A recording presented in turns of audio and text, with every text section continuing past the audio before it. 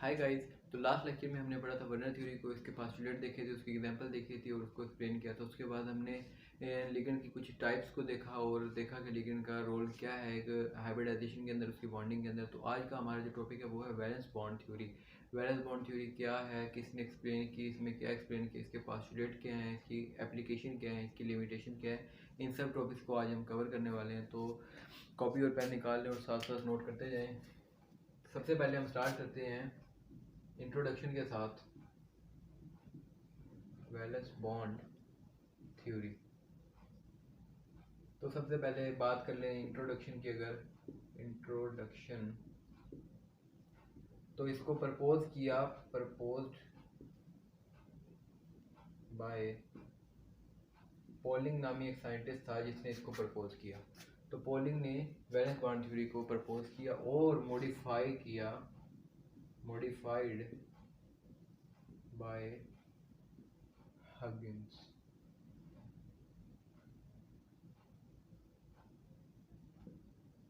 हगिंस ने इसको मॉडिफाई किया। तो पॉलिंग ने इस थ्योरी को प्रपोज किया और हगिंस ने इसको मॉडिफाई किया। तो अब हम बात करते हैं इसके पास्टुलेट्स की। इसके पास्टुलेट ही मेन चीज़ है। तो पास्टुलेट इजी है, इसकी कोई इतना कोई कम्प्लेक्स बात नहीं की हुई, सारे पास्टुलेट इजी हैं।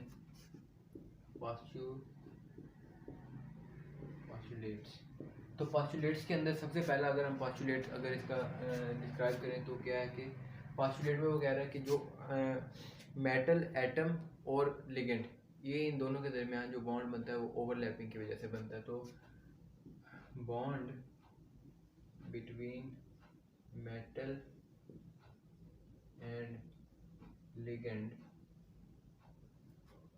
Is formed with overlapping।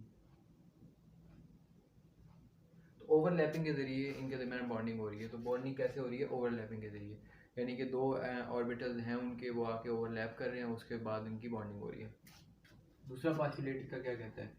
दूसरा पास्टुलेट इसका कहता है कि जो लिगेंड हैं आपके, जो इलेक्ट्रॉन डोनर हैं, जो मैंने लास्ट लेक्चर में एक्सप्लेन किया, अगर आपको लिगेंड्स के बारे में नहीं पता तो लिगेंड क्या है? इलेक्ट्रॉन डोनर है। तो वो लिगेंड आके इलेक्ट्रॉन डोनेट करते हैं एम्प्टी ऑर्बिटल्स ऑफ मेटल के अंदर, यानी कि मेटल के जो एम्प्टी ऑर्बिटल हैं, मैंने ना पार्शियली फील्ड का जिक्र किया ना कम्प्लीटली फील्ड का जिक्र किया, मैंने एम्प्टी ऑर्बिटल, जो मेटल के एम्प्टी ऑर्बिटल्स हैं उनके अंदर आके आपके जो है लिगेंड्स है वो इलेक्ट्रॉन को डोनेट करते हैं, यानी कि ligands donate electrons in the empty orbitals of metal। तो लिगेंड कहाँ पे इलेक्ट्रॉन को डोनेट करें? लिगेंड डोनेट कर रहे हैं इलेक्ट्रॉन को एम्प्टी ऑर्बिटल ऑफ मेटल के अंदर, यानी कि मेटल के जो एम्प्टी ऑर्बिटल्स हैं उनके अंदर आकर इलेक्ट्रॉन को डोनेट किया जाता है। इसका थर्ड पास्टुलेट अगर देखें तो थर्ड पास्टुलेट में वो कहता है कि जो ओवरलैपिंग और जो डोनेशन है उनके बाद बन क्या रहा है? उनके बाद कोऑर्डिनेट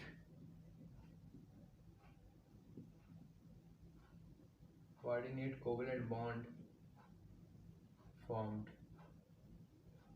किसके दरमियान? Between CMA central metal atom and ligand. तो लिगेंड और सेंट्रल मेटल एटम के दरमियान कोऑर्डिनेट कोवेलेंट बॉन्ड बन रहा है, जो किससे बन रहा है? वो ओवरलैपिंग से बन रहा है और लिगेंड ने जो इलेक्ट्रॉन पे डोनेट किए थे उनकी वजह से बन रहा है। और इसका जो फोर्थ पास्टुलेट है वो क्या कह रहा है कि जो किसी भी मॉलिक्यूल की, किसी भी कम्प्लेक्स कंपाउंड की जो ज्योमेट्री है वो और उसकी हाइब्रिडाइजेशन है वो वैलेंस बॉन्ड थ्योरी में जो इसकी ओवरलैपिंग हो रही है उसके ज़रिए हम डिसाइड करेंगे। तो इसकी जो ज्योमेट्री है, geometry is determined by hybridisation.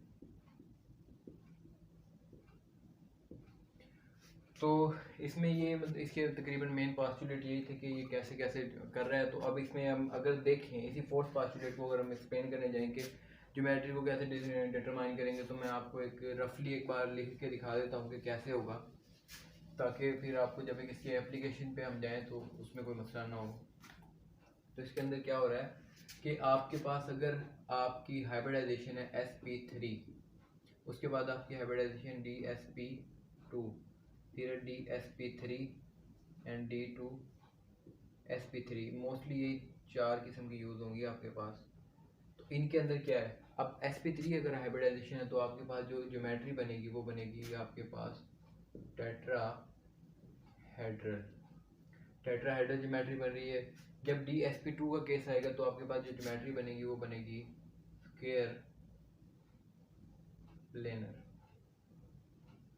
उसके बाद जो आपके पास है DsP3, इसमें आपके पास जो ज्योमेट्री बनेगी वो बनेगी ट्राइगोनल बाई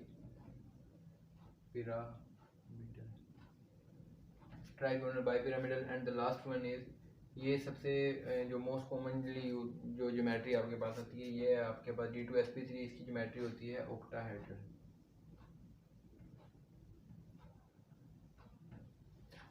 तो इस तरह की आपके पास 4 किस्म की ज्योमेट्री तकरीबन आ जाती हैं जो आपने यूज़ करनी होती हैं VBT को एप्लीकेशन। जब इसको अप्लाई करते हैं मुख्तलिफ कम्प्लेक्सेस के ऊपर तब इनको यूज़ किया जाता है। तो अब हम इसकी एप्लीकेशन पे आते हैं कि ये एप्लीकेशन इसकी कैसे किसी भी सेंट्रल मेटल एटम के साथ जो लिगेंड आगे अटैच कर रहे हैं उनके दरमियान जो बॉन्डिंग हो रही है उसके साथ इनका जो कम्प्लेक्स बन रहा है उसके अंदर हाइब्रिडाइजेशन क्या है, इसकी ज्योमेट्री क्या है, इन सब चीज़ों को एक्सप्लेन करते हैं।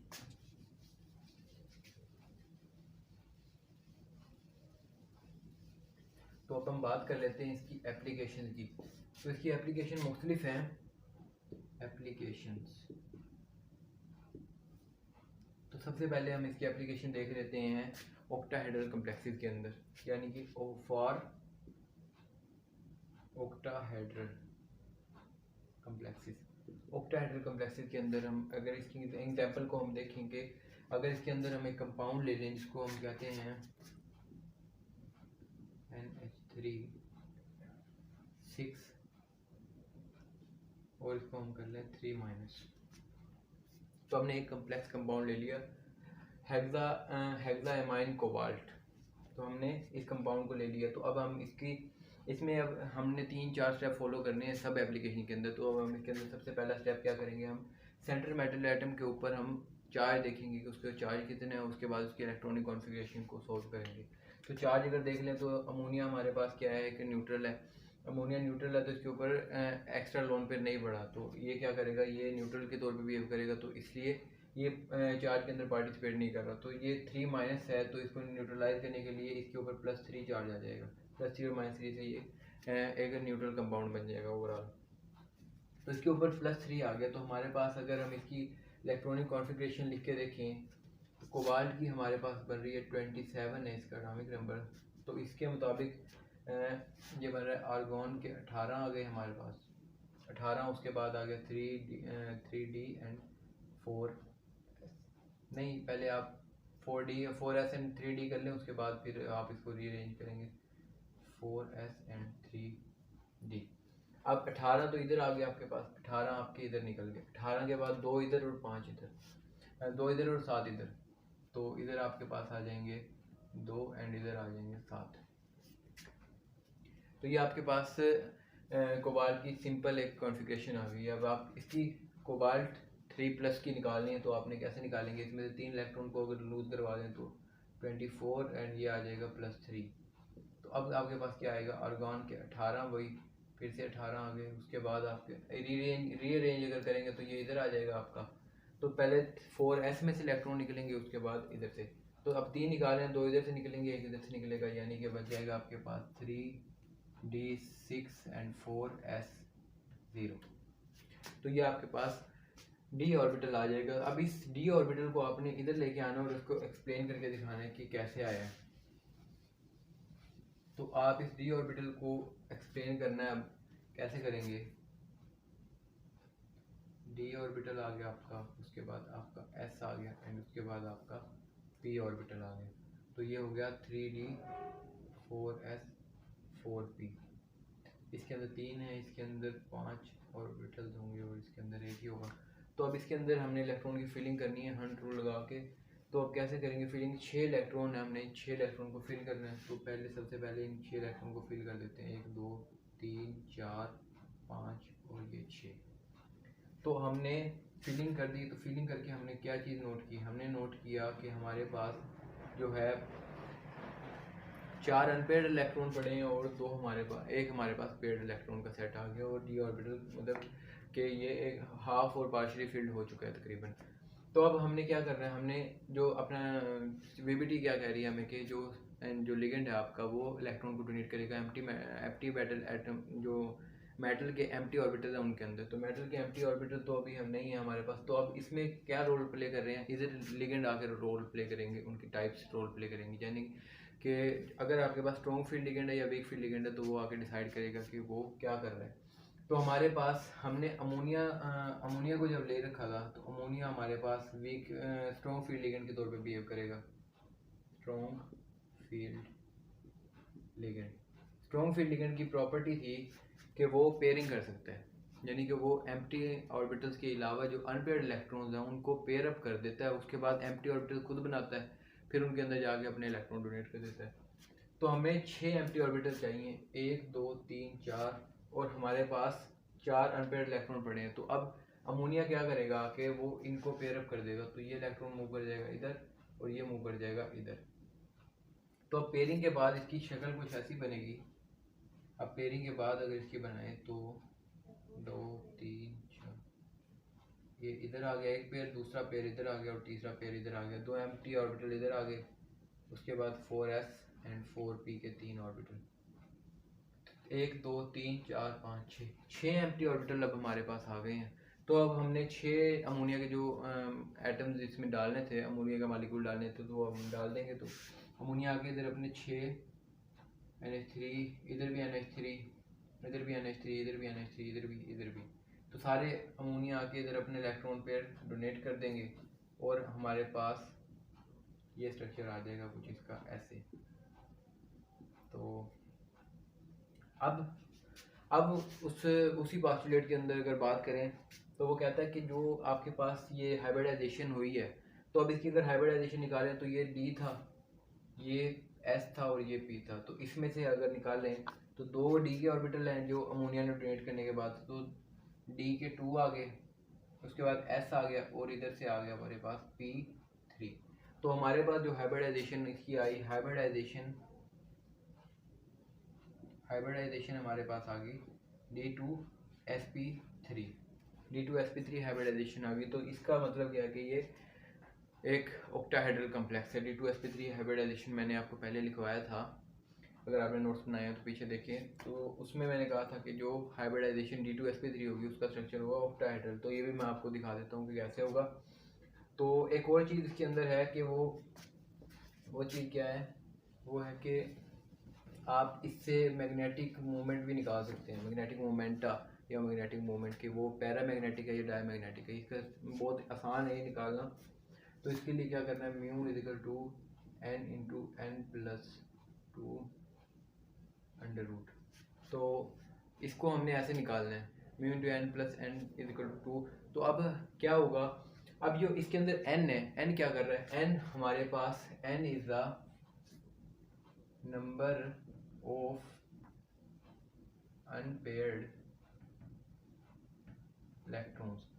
अगर तो ये नंबर ऑफ अनपेयर्ड इलेक्ट्रॉन एक या एक से ज़्यादा हैं तो इसके अंदर मौजूद हैं, तो फिर हम इससे मैग्नेटिक नेचर निकाल सकते हैं कि वो पैरामैग्नेटिक है। तो अब इसके अंदर अगर देखें तो हमारे पास एक भी अनपेयर्ड इलेक्ट्रॉन नहीं है। जब एक भी अनपेयर्ड इलेक्ट्रॉन नहीं है तो हम क्या करेंगे, एन की जगह पे हम पुट कर देंगे 0 को, mu is equal to 0 into 0 plus 2 under root. तो ये हमारे पास ओवरऑल आंसर आ जाएगा 0। तो जब म्यू बराबर होता है 0 के तो इसका मतलब होता है डायामैग्नेटिक। और अगर mu is not equal to 0, mu is not equal to 0, तो वो होता है पैरामैग्नेटिक। तो इस तरह हम किसी चीज़ की भी मैग्नेटिक नेचर निकाल सकते हैं। तो हमें एक और बात पता चल गई कि ये जो हमारा कॉम्प्लेक्स अभी तक चल रहा है ये हमारे पास डायामैग्नेटिक है नेचर के अंदर।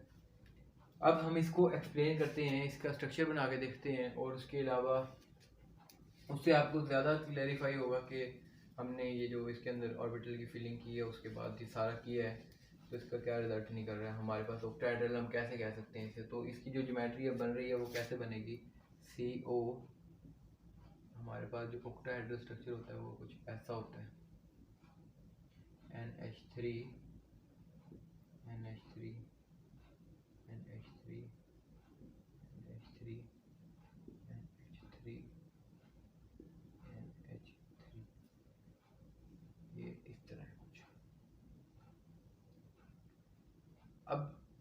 आपके जहन में एक क्वेश्चन आता है कि इस स्ट्रक्चर को ऑक्टाहेड्रल हम कैसे कह रहे हैं।